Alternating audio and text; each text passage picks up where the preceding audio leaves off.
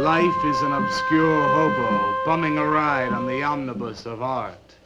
Burn gas, buggies, and whip your sour cream of circumstance. You're listening to Moviesucktastic.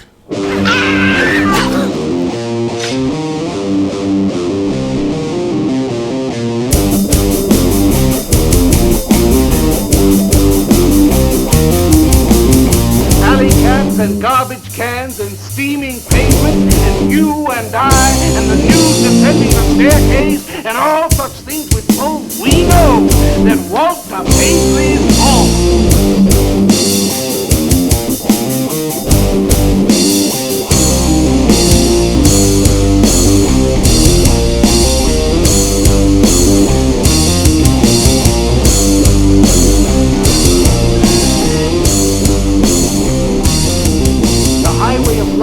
Sharply through the shady ghettos and the ivy-covered tombs, and laughter rings from every time capsule in the star-spangled firmament.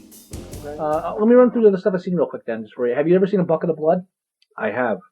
You have seen Bucket of Blood? Yeah. Roger Corman is the only star? Yeah. Dick Miller's only starring role in a film ever? That's right. I love Dick Miller. Tell me what you thought about the film, because I watched it on my iPod, actually. Oh, really? There's this video podcast, UHF, and this guy downloads horrible films. Half of them are from MST3K episodes. Well, even though I haven't seen the movie in years, mm-hmm. and I'm foggy on the film, and I'll be completely honest. Yeah, I've seen it. I've known those. Late But what's night. your impression? My impression? And I'll watch anything with Dick Miller in it. Seriously. Oh yeah, I'm with you. I mean, even that one little scene he has in Little Shop of Horrors where he's eating the flower. It's not a little scene. He's in the whole film. The first thing you see him is where he's eating that flower, and it's just like, I just love Dick Miller. Here's the one thing I noticed, and I didn't do any research on this yet, so I'm sure it might actually be noted in books. Right. But A Bucket of Blood is Dick Miller plays a simple busboy who wants to impress his artistic brethren. So he starts killing people and covering them in clay.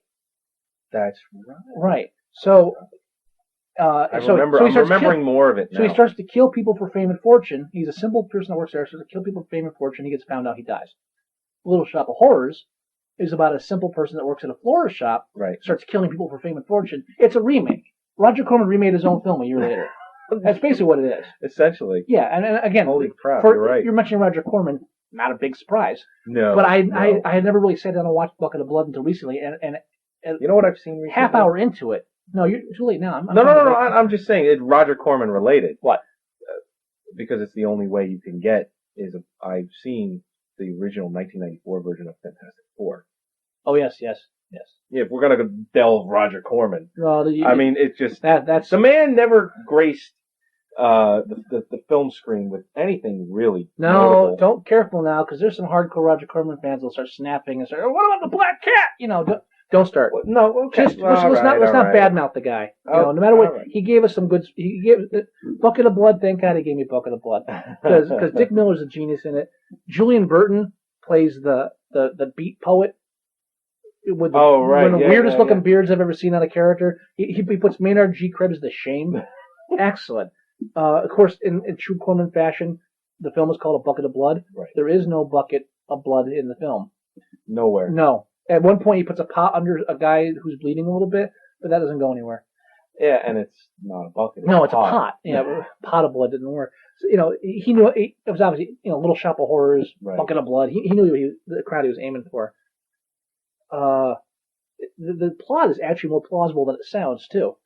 Like the fact that Dick Miller, he starts killing these people because all of a sudden he's killing them off one by one because they're not in. Well, it starts off. It starts the limelight, not the limelight, but it's like hey, where did whoever go? Well, but no, he doesn't think like that. He just the first couple are accidental. Don't forget, he kills the cat accidentally in the wall. Yeah, and I'm telling you, there's nothing funnier than a gut stabbed cat. And then wrap it in plaster and sell it as art. Man, the Farrelly brothers did not start, the whole black comedy of hurting animals first. Roger Corman had it down. No, and then he kills the cop that tries to nail him for drugs accidentally. And, and after that, after those two, he's like, well, everybody likes this stuff. Then he starts doing it maliciously. Right. Then he starts actually strangling people. It's a really good film. the art, the film's knowledge of art and beat poetry is probably equal to Tron's knowledge of computer programming. Oh As God. far as just like that Yeah. kind of like Roger, have you ever been been with beat poets in an art gallery? It's just that kind of like exactly. And, It's and I've noticed every film from that time period that ever does the beat poetry thing, it always has like a middle-aged couple that comes in. They want to know what the scene is, and the wife's eager, and the husband's like, yeah, whatever. No, it's the artist. I'm just crazy about artists. Every beatnik film from the 50s has that kind of scene where the squares come in because they want to be hip, and they're like, "You are not hip, man. get out of my Away, away with you to the dawning of the light." There's an interesting narrative device where Dick Miller's character has photographic memory, so he remembers every poem that's ever said and every line of dialogue. So there are scenes in the first half of the film where after he does these horrible things in his room alone, he repeats dialogue from earlier in the film that shadows what he's doing and what he's going to do. And it's actually a very cool device. Really? And yeah, I haven't, like I said, I haven't seen it in a long time. yeah, I think Dick Miller complained because he felt that the movie would have been better if it had a bigger budget. Obviously, because he's the star. Well, yeah. Because he loved the screenplay, but it was such a Poverty Row type 10-day. I think it was another 10-day Corman film. So his complaint was it really deserved more than it got.